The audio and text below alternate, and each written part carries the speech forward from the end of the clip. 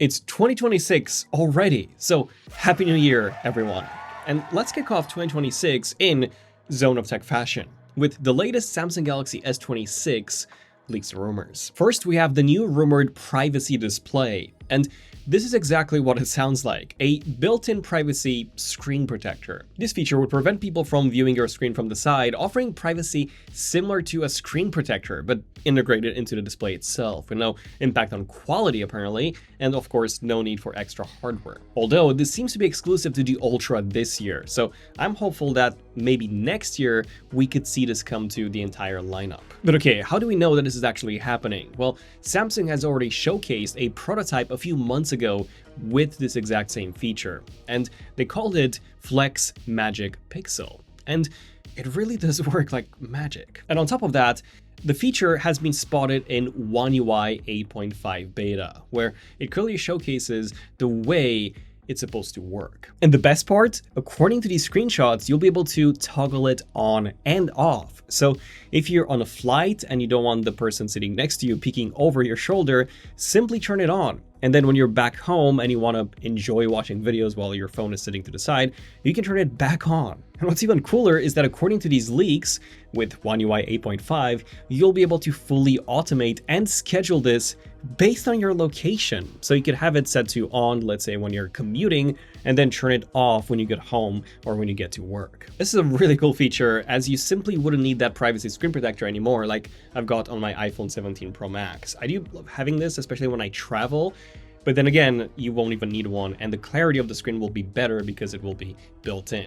Oh, and it also won't make your phone any thicker or make it feel less premium. So really excited to see that feature in person. But let me know, what do you guys think? Would you love having such a feature built in, or would you prefer the option to just buy a privacy screen protector instead? Now, I've already mentioned that only the Ultra will be getting this new privacy display, but what about the other S26 devices? Well, like I mentioned in the previous video, there's only gonna be two more, the S26 and the S26 Plus. As for the S26 Edge, we still don't know whether it's been cancelled or not, as according to the same recent leaks that I mentioned in the past, Samsung is indeed working on a project called More Slim. And since the S25 Edge was called Slim, this could indeed be the S26 Edge. Also, there's been a new Samsung device certified in India with a model number SM-S947B, which is also rumored to be the new S26 Edge. So even if Samsung still plans on releasing the Edge, it will most likely not launch at the same time as the S26, S26 Plus, and the S26 Ultra, but rather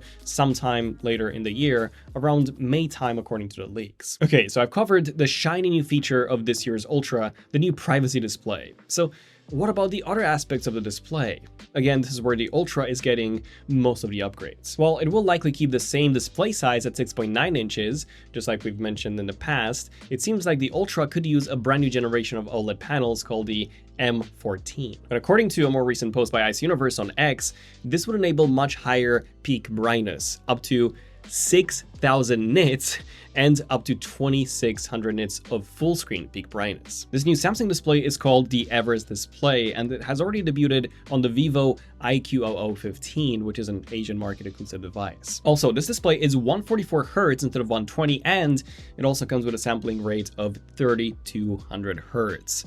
And it seems that we'll get the same on the S26 Ultra. Aside from this, the standard S26 may see a small increase from 6.2 inches to 6.27, which Samsung may market as 6.3, although this is likely just a reduction in bezel size without necessarily making the device bigger. As for the S26 Plus, there are no display changes expected here. So now, what about those cameras? But before we jump in, a quick shout out to the Shokz OpenFit Pro earbuds. Easily the best sounding open-ear earbuds I've tried so far. The sound quality is generally impressive, outperforming most open-ear options in clarity, balance, and overall fullness. What really stands out is the noise reduction. For an open-ear design, it's really good, and actually performs better than the AirPods 4's ANC. And at just 219 pounds, you're getting powerful sound, smart noise reduction, and up to 50 hours of battery life.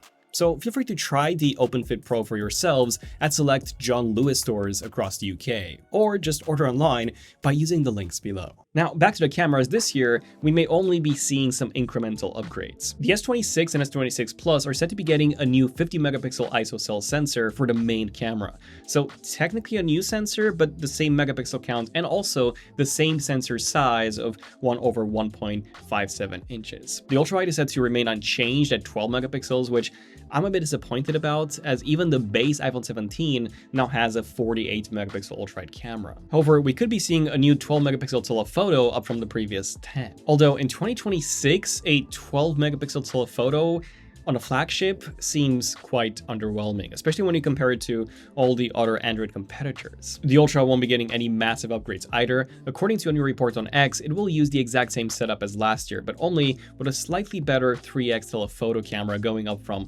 10 megapixels to 12, just like the regular S26 and the S26 Plus. But don't get too excited, because Ice Universe posted on X that we actually won't be getting that 12 megapixel upgrade. And instead, all three models will get the 10 megapixel telephoto camera from the S25 and the Fold 7 with that very tiny 1/3.94-inch sensor. That 3x telephoto was bad, like really bad. Although you likely won't be using that much, since you will still have that 5x module as well. So it's not that big of an issue. Still, it is getting downgraded on the Ultra compared to the S25 Ultra. And I do believe this means that the S26 and the S26 Plus will not get that rumored 12 megapixel module either, and they'll have that same 10 megapixel 1/3.9-inch forward sensor as well. Of course, photo quality is mostly down to processing, so I'm curious to see what Samsung ends up doing here, if they apply any tweaks or not. But what about the batteries in these new devices? Well, the S26 is going up from 4,000 to 4,300, the S26 Plus is staying at 4,900, while the Ultra could be going up from 5,000 finally after so many years to 5,200. Still no silicon carbon apparently, which is something I'm very disappointed about. I'm not really sure why this is the case. Is it safety? Is it longevity? Is it costs? I don't know. Although I should mention that a bigger battery doesn't always translate into more battery life.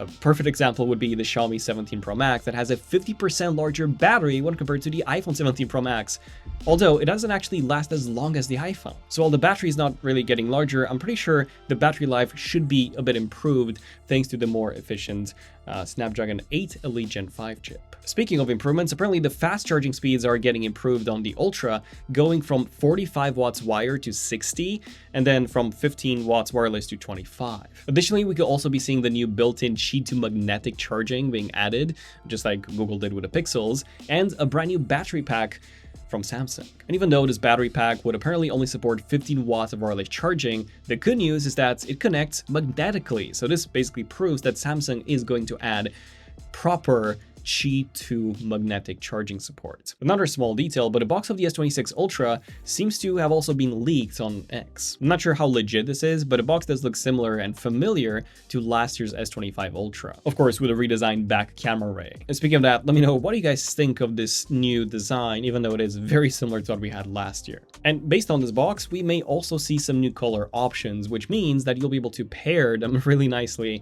with our wallpapers. Link down below. Oh, and do you see that shadow on the box? Well, according to Ice Universe, we would be seeing 4 new colors for the S26 Ultra: black shadow, white shadow, galactic blue, and ultraviolet. Oh, and I'm not sure if you noticed, but there's no titanium in their name anymore. And even though this hasn't been leaked, my guess is that Samsung could be dropping titanium as well after only 2 years, just like Apple did with the iPhone 17 Pro lineup. And that would be simply to cut down on costs. Because the good news is that Samsung is actually planning on freezing the prices of the new models, or in other words, keeping the prices the same as last year. Of course, they need to cut costs somewhere to do that, and just like Apple, titanium seems to be the first one to go. But what do you guys think about dropping titanium on a flagship product? Would you want that to come back? Okay, so when are we expecting to see this new lineup being announced? Well, once again, according to Ice Universe on X, this should be around the 25th of February, so at the end of next month for the unveil date, and then the launch would be sometime in March, marking the first time in 2 years when Samsung would not be announcing their flagship devices in January. So there you go, everything we know so far about the S26 lineup. If you want to find out more about the chip and some other leaked features that I've not covered in this video, check out the previous video right here. And do stay tuned for more S26 videos as soon as there's more leaks to talk about. I'm Daniel, this is ZONEofTECH, and I'll see you guys in the next one. ZONEofTECH, signing out. Cheers.